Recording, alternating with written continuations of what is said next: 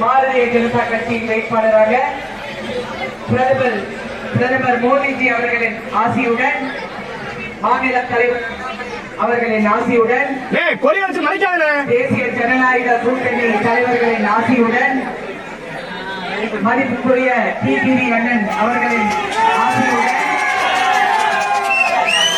OPS அண்ணன் அவர்களின் ஆசியுடன், தலைவர்கள் அவர்களின் ஆசியுடன் இங்கே நான் தாமரை சின்னத்தில் போட்டியிருக்கிறேன். முதல் முறையாக நான் ஒரு வேட்பாளராக நிற்கிறேன். மேடைகள் நான் பேசியிருக்கிறேன்.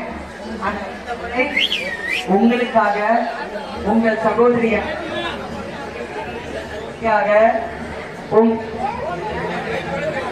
உங்கள் சித்தியாக நான் இங்கே போட்டியிடுகிறேன். நான் வாணிராணினா பராணி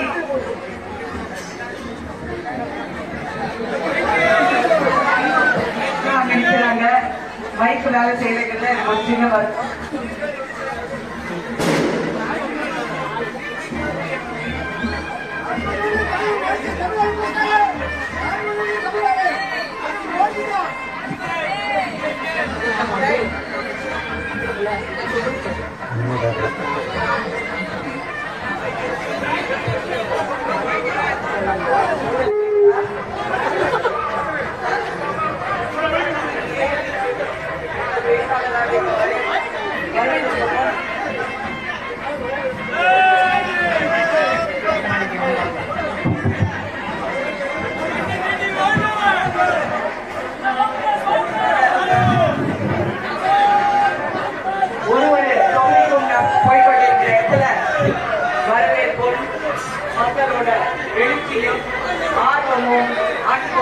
பார்க்கும்போது எனக்கு சந்தோஷம். ஆனா அடுத்த கட்சியில இருக்கிறவங்களுக்கு எல்லாமே பயம் வந்து விட்டது. ஏன்னா அவங்க நாங்க தான் அப்படின்னு இருந்தாங்க. பார்த்துப்போது இந்த 3 வருஷம் மக்களுக்காக என்னென்ன சொன்னாங்களோ எதுவுமே செய்யவில்லை என்று மக்களுக்கு தெரிந்து விட்டது. இப்ப என்ன மூன்றுடன் அவங்க இப்ப வந்து ஓட்டு கேட்பாங்கன்றது அப்படி தெரியல. அதனால என்ன பண்றாங்க, எல்லாம் திட்டுறதுதான். நீங்க நினைச்சு பாருங்க, இப்ப இந்த தேசிய ஜனநாயக கூட்டணியில் யார் உங்கள் பிரதமர் அப்படின்னு சொன்னீங்கன்னா நரேந்திர மோடிஜி அவர்கள் பிரதமர். 10 வருஷமாக ஊழலாக ஒரு நல்லாட்சியை மக்களுக்கு கொடுத்திருக்கிறார். 3வது முறையாக அவர் கண்டிப்பாக வருவார் அப்படின்னு எல்லாரும் அடித்து சொல்றாங்க. ஆனா இங்க இருக்கிறவங்க தெரியல அவர் என்ன செஞ்சாரு, என்ன செஞ்சாரு பட்டியல் போட்டு எல்லாரும் காட்டுறாங்க. மதிப்புக்குரிய அண்ணாமலை அவர்கள் அப்படியே குழந்தைன்னு சொல்ற மாதிரி பேட்டி அப்படி துப்பாக்கி எடுத்து சொல்ற மாதிரி தப்பு அடிக்கிறாரு. நீ பணத்துறைக்கு தரையா உன் பிள்ளை கிடைக்கிறா, நீ இப்படி செஞ்சுதானே இப்படி நிக்கிறான்னு அவர் அப்படியே அடிக்கிறாரு. இது வரைக்கும் இந்த திராவிட கலையில யாருமே இப்படி பேசினது இல்லைங்க. ஆளாளோட பேசினாரு. எல்லாம் பயந்துட்டாங்க. இப்ப என்ன பண்ணுவாங்க, அவங்க பிரதான சேனல்ல பாருங்க, நம்மளதான் திட்டுவாங்க.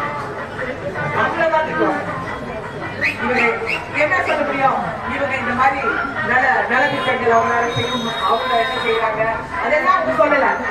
அவங்க அதெல்லாம் சொல்ல மாட்டாங்க. ஏன்னா சொல்றதுக்கு எதுவுமே இல்லை. கேஸ் 100 ரூபாய் குறைக்கிறேன்னு சொன்னாங்க, செஞ்சாங்களா? சக்கரை இலவசமா கொடுக்குறேன்னு சொன்னாங்க, செஞ்சாங்களா? உளுந்த பருப்பு கொடுக்குறேன்னு சொன்னாங்க, இலவசமாக செஞ்சாங்களா?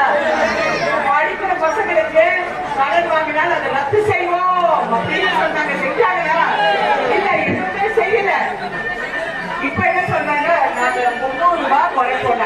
100 ரூபாவே குறைக்கிறேன். இதுல தமிழ்ல சொல்வாங்க போனவா, இதுல கொட்டாய் வேற என்ன. அதனால மக்கள் நீங்க சிந்திச்சு பாருங்கள், சிந்தித்து பாருங்கள். 10 வருஷமாக இங்க ஒரு எம்பி இருக்கிறார். நீங்க யாராவது அவரை பார்த்திருக்கீங்களா? இல்ல இல்ல, ஆள் காணல. ஆள் அப்படியே காண போயிடுவாரு. பரவாயில்ல, அவர் என்னன்னா செயல்பட முடியல, செய்யல, செய்யவும் வரல, கேட்டா வரல, அவ்வளவுதான் சொல்றாரு பதில். அவர் கூட்டணியில் பிரதமர் யாருங்க? அவர் கூட்டணியில உண்மையிலே பிரதமர் யாரு? நான் அன்னைக்கு பேப்பர்ல பார்த்தேன், உதயநிதி ஸ்டாலின் அவர்கள் சொல்கிறார், இந்த தேர்தல் பிரதமர் மோடி அவர்களுக்கும் ஸ்டாலின் அவர்களுக்கும் தான். அதனால அவரும் குழப்பத்தில் இருக்காரு. இன்னொரு பக்கம் அதிமுக ஒரு தேமுதிக கூட்டணியில இருக்காங்க. அவங்க யாரு பிரதமர்? எடப்பாடி. உங்களுக்கு என்ன விட உங்களுக்கு தான் தெரியும், எனக்கு தெரியல. நான் எதுக்கு இந்த இடத்துல உங்ககிட்ட தைரியமா நின்று பேசுறேன்னா, செய்யற இடத்துல செய்ய முடியும் அப்படின்னு சொல்ற இடத்துல நான் இருக்கேன். நாளைக்கு என்னை நீங்க பாராளுமன்றத்துக்கு தேர்வு செஞ்சீங்கன்னா, இங்க இருந்து டெல்லியில போய், அதாவது தமிழ்நாடுங்கிறது இவ்வளவு ஒரு பெரிய வட்டங்க, அந்த வட்டத்துக்குள்ள தமிழ்நாடு இன்னொரு வட்டம் இருக்கு, அதுக்குள்ள இன்னொரு சின்ன வட்டம் இருக்கு, அதுதான் நம்ம மாவட்டம் விருதுநகர் தொகுதி. இப்ப இந்த விருதுநகர் தொகுதியில இருந்து இந்த பெரிய வட்டத்துல இருந்து ஏதாவது செய்யணும்னா ஒரு சுமூகமான பாதை இருக்கணும் இல்லையா? இப்ப நீங்க இந்த தேர்தல்ல கண்ணாமின்னா அவரை திட்டிட்டு அப்புறம் எந்த மோட்டரை கொண்டு போய் அங்க போய் கேட்பீங்க? அவர் தான் ஜெயிக்கலாருங்கிறது இந்தியா முழுவதும் தெரியுது, உங்களுக்கு தெரியுது, மக்களுக்கு தெரியுது. ஆனா குழந்தைய கேட்டா கூட அவங்க ஆமாச்சு மோடி தான் வருவார் அப்படிங்கிறாங்க. ஆனா இவங்க இவ்வளவு திட்டிட்டு அப்புறம் எப்படி அங்க போய் கேட்பாங்க? நான் இது ஒரு சுமூகமான பாலம், அங்க இருந்து இங்க வர்றதுக்கு நான் கண்டிப்பாக உங்களுக்காக, உங்கள் தேவைகளுக்காக, உங்களுக்கு என்ன செய்ய வேண்டும் என்று மனதில் வைத்துக் கொண்டு நான் கண்டிப்பாக செயல்படுவேன். உங்க சகோதரியாக நான் கண்டிப்பாக செயல்படுவேன். எனக்கு அரசியல் முன்ன மாதிரி இல்லைங்க. 2024 மக்கள் கேட்க ஆரம்பிச்சுட்டாங்க, கேட்கிறாங்க, என்னங்க உரிமையா கேட்கிறாங்க, அவங்க உரிமைக்காக கேட்கிறார்கள். எல்லாரும் இப்ப துண்டக்கான துணிய காண, அதாவது என்னென்னமோ பேசுறாங்க. இல்ல இல்ல ஜிஎஸ்டி சொல்றாங்க, அப்புறம் இல்ல சிஏங்கிறாங்க. அதனால நேரம் கொஞ்சம் கம்மியாகி விட்டது. என் நாட்டாமையும் அவர்களும் பேசணும். அதனால நீங்கள் இதை மனதில் வைத்து எனக்கு இந்த வெற்றி வாய்ப்பை உங்கள் சகோதரிக்கு நீங்கள் தாமரை சின்னத்துக்கு கொடுக்க வேண்டும் என்று உங்களிடம் இரு கைகள் கூப்பி தாழ்மையாக கேட்டுக்கொண்டு விடைபெறுகின்றேன். நன்றி, வணக்கம். நாட்டாமை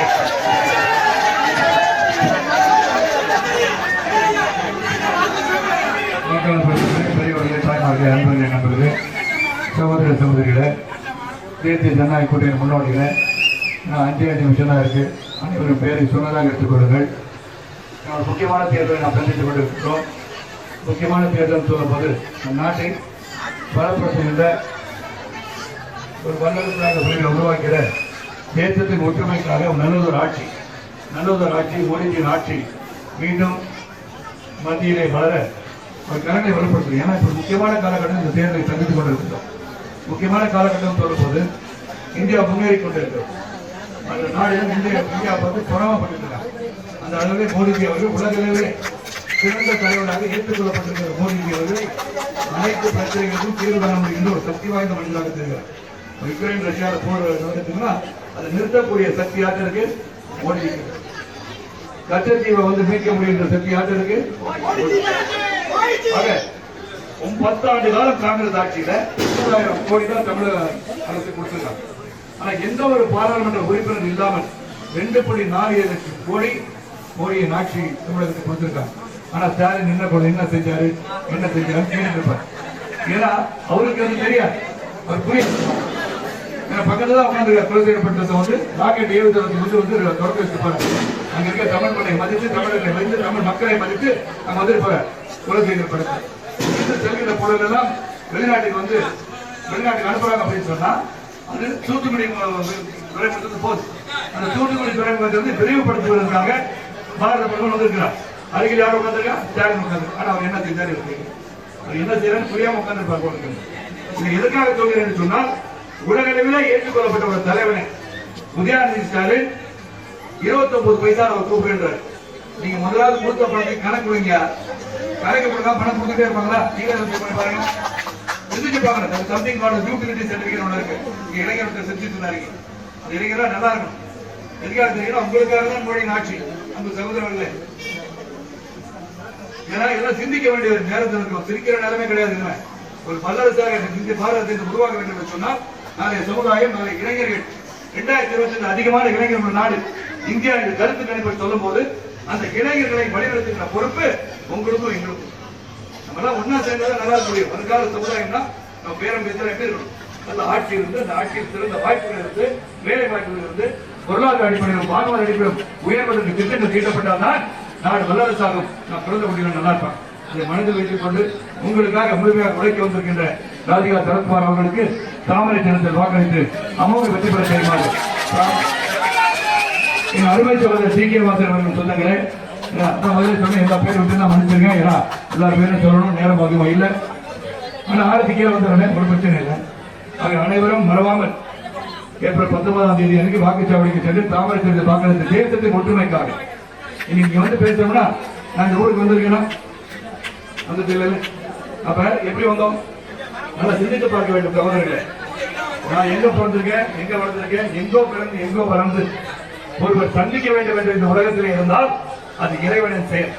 நம்ம இங்க சும்மா வரல, ஏதோ ஒரு செயலுக்காக உங்களுக்கும் நமக்காக ஒரு பாலம் அமைக்க வேண்டும் என்று இறைவன் நினைச்சிருக்கோம். நாங்கள் இங்க வந்திருக்கோம். இல்லாட்டி சரத்குமார் நடிகரை வந்து நீங்க பார்க்கணும், சென்னைக்கு வந்து பார்க்கணும். நான் உங்களோட பார்க்கணும், இங்க வந்து பார்க்கணும். அதுக்கு வாய்ப்பு கொடுத்தது யார்? இறைவன். அந்த வாய்ப்பை இப்ப யார் கொடுத்திருக்கிறார்? கோடிக்கு அவர்கள் வேட்பாளராக ராதிகா சரத்குமாரை இவர் அனுப்பி வைத்திருக்கிறார். தாமரை சேர்ந்து வாக்களித்து அவர் வெற்றி பெற செய்யுமாறு தாமரை கேட்டுக்கொண்டு சிறப்பாசி வேண்டி பாதம் அடைந்து விடைபெறுகின்றேன். நன்றி, வணக்கம்.